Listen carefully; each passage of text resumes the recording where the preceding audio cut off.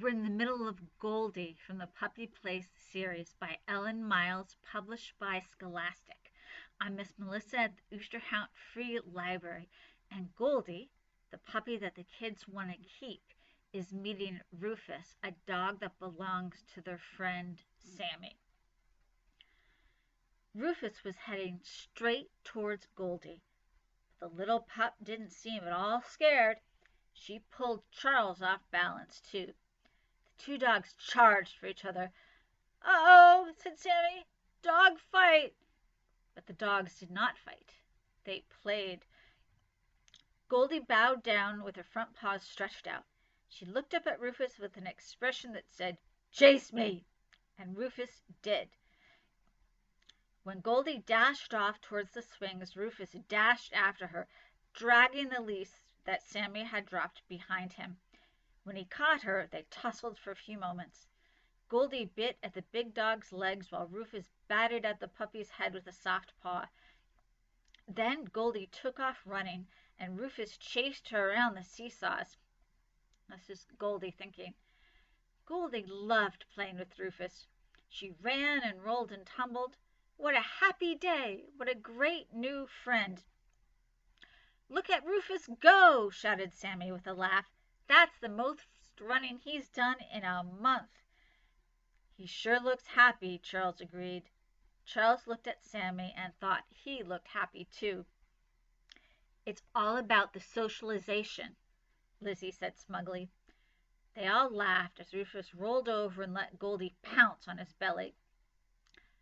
Just then Dad came jogging down the street. "Charles! Lizzie!" he called. "You need to bring Goldie home. Some people saw our sign that might want to adopt her, and they're coming over right now." Charles and Lizzie stared at their father. "What?" Charles asked. "Somebody called already?" Lizzie said at the same time. "Dad!" Charles wailed. Just then Rufus chased Goldie right into Charles. "Oof," he said, bending down to pick Goldie up. He held her tight. "Nobody's taking you," he whispered into her ear. "It's too soon. Charles, I know your mom talked to you about this. We agreed that we'd keep Goldie, but only until we found her a good home." His dad reached out to pat Goldie's head.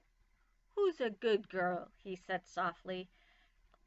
Charles could tell his dad didn't want Goldie to go either.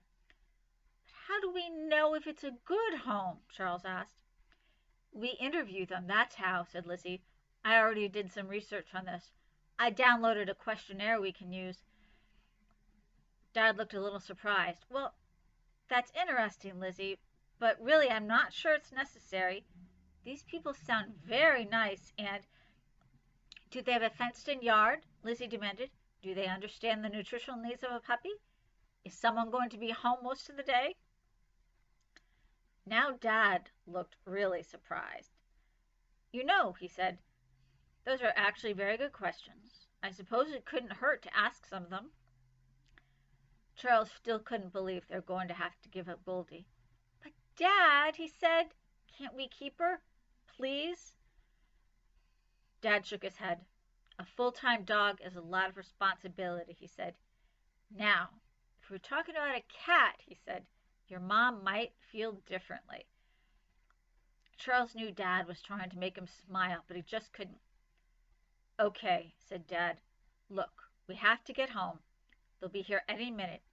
He glanced over at Rufus, who stood panting next to Sammy. Rufus's eyes were bright as he stared up at Goldie. His tongue was hanging out as he panted happily. He obviously wanted to play some more. "Is that the dog you were telling us about yesterday?" Dad asked Sammy. "He sure doesn't look bored and lazy. Exhausted, maybe, but not bored." As he picked up the leash, Sammy smiled at Rufus. "I know," he said. "He's like a whole other dog." He liked playing with Goldie. Rufus licked Sammy's hand. "I bet your dad will be happy. I know he misses his old sidekick," said their dad. "I used to see them running together early in the morning." Dad started walking back towards home. "Come on, guys," he said. "We need to get Goldie home so she can meet these folks who want to adopt her." Mom was mopping the kitchen floor when they walked in. "Hey," she said, "watch the footprints. I don't want these people to think we're slobs." "Mom," said Lizzie, "it doesn't matter what they think of us." "I know," her mom said. "They sound like a sweet older couple. They want to take Goldie with them in their RV when they head down to Florida this winter." "Older couple?" Lizzie asked doubtfully. "RV?" Charles asked. He knew what that was. A tiny little house on wheels. Not a place for a young golden retriever. "Goldie needs a home where she can run around," Lizzie said.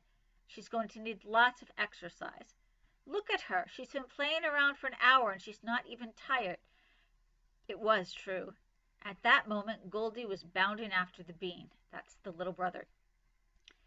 He had her ducky and he was toddling away as fast as he could.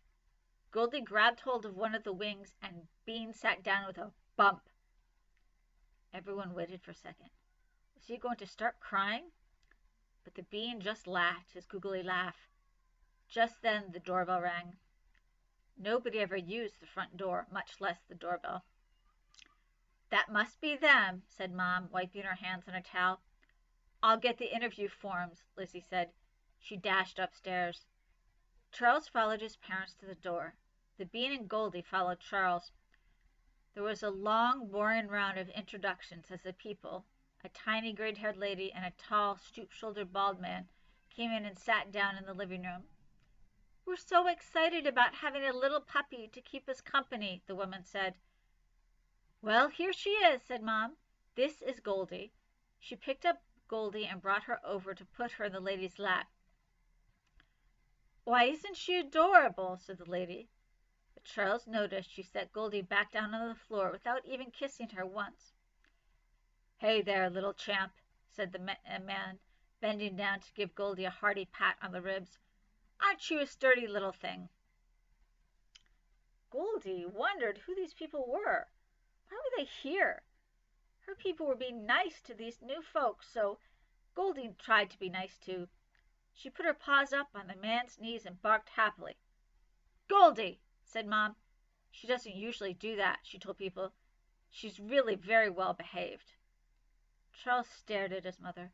Was she really thinking of giving Goldie to these people? Lizzie pounded down the stairs with some papers in her hand. "Got it," she said. She plopped down in a chair. "Do you have a bed prepared for Goldie?" she asked, without waiting for an introduction. "Lizzie," Dad began, "this is Mr. But she rushed right along. "Is your house puppy-proofed? Which one of you will be the primary caretaker? Have you looked into a puppy kindergarten class? Which vet will you take Goldie to?" Lizzie wasn't even waiting for answers. Not that it mattered. Charles could see that the man and the lady were obviously not about to answer. The lady looked from Lizzie to her husband. "Well, I never," she grumbled. The man just sat there with his arms crossed and his eyebrows raised. "I'm sorry," said Mom. "Please don't mind my daughter. You seem like very nice people, and I'm sure—" Just then Goldie took the cuff of the man's pants in her teeth and started to pull, growling a little as she shook it back and forth. Suddenly there was a loud ripping noise. A surprised Goldie sat back hard, holding a shred of material in her mouth. The man's eyes grew wide. His wife stopped grumbling, and Charles burst out laughing. Charles put his hand over his mouth and tried to stop laughing, but he couldn't. The look on the man's face! The look on Goldie's face! It was too much. He thought he saw the corners of his father's mouth twitching. Lizzie was obviously holding back a giggle, and even his mom seemed to have a tiny sparkle in her eyes. "Oh, dear," said Mom. "I'm so sorry." "Puppies will be puppies," said Dad. He shook his head, laughing a little. "Well," the woman stood up.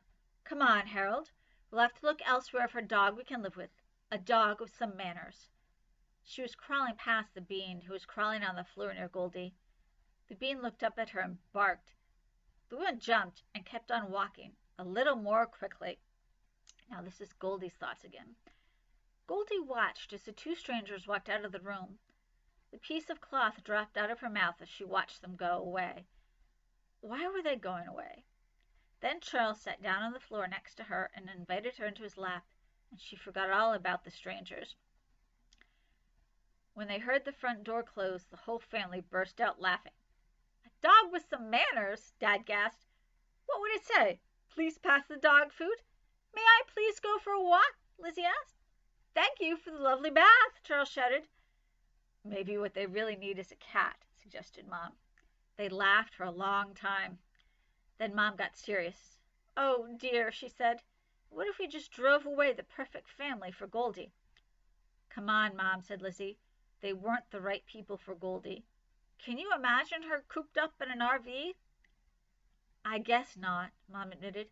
"But we really have to find this dog a home before she destroys our entire house." Charles gave Goldie a little squeeze, and she let out a tiny sigh. He could hardly stand the idea of giving her up. But if they really couldn't keep her, she deserved the best home, with people who loved her just the way she was. "She's probably ready for a trip outside," Lizzie suggested. "Let's take her out back." Who's going to end up with Goldie? I'll see you next time on Wednesday from the Oosterhout Free Library.